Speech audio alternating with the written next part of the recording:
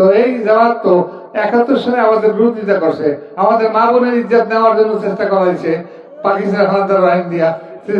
30 লক্ষ লোকের মৃত্যুবরণ করছে এই হানাদার বাহিনী এদের সহযোগিতায়। সুতরাং এদেরকে এই বাংলাদেশে আর কোনো চান্স দেওয়া যাবে না। ওদেরকে চান্স দিলে আমাদের মা বোনরা কেউ ঘরে থাকতে পারবে না, ওদেরকে চান্স দিলে আপনারা কেউ সুস্থ থাকতে পারবেন না, ওদেরকে চান্স দিলে আপনাদের লঙ্গিও থাকবে না, তাইলে ওরা সব তুলে ফেলাইবে। সুতরাং আপনাদের কাছে আমার অনুরোধ থাকবে, দেশে জঙ্গি একটা উত্থান হবে, এই উত্থান যাতে না হতে পারে সেই দিকে আপনারা খেয়াল রাখবেন এবং প্রত্যেক ঘরে ঘরে ওরা তো না যাইতে পারে সেই জন্য আপনারা সবসময় চেষ্টা করবেন।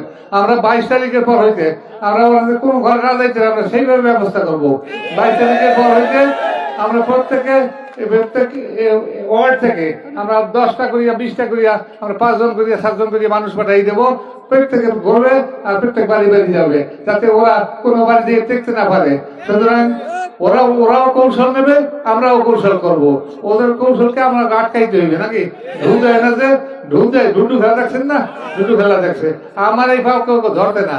কিন্তু একবার আমি হাত দিয়েছিলাম, একটা লোক আমার দেখি, আমি হাত দিয়ে দিয়েছি, হঠাৎ করে আমার হাতটা ধরিয়ে ফেলেছে।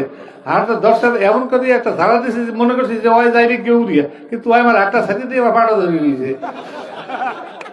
এরকম একটা কেস কি দিয়ে ধরছে, আর আমি দেখছি না ওখান দিয়ে এখন আওয়াজ যাবে না, আমার বল তো শেষ হয়ে গেছে।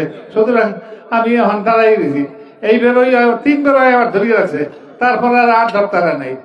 তো সেইভাবে যদি ওরা আসবে একটা বুদ্ধি শুদ্ধি করিয়ে আসবে, মানুষকে দাওয়াত দিয়ে নেয়, নিয়ে কিছু টাকা পয়সাও দেয়, মোবাইলেও টাকা দেয় কিছু, আর টাকা দিলে তো মহিলারা এমনি খুশি হয়।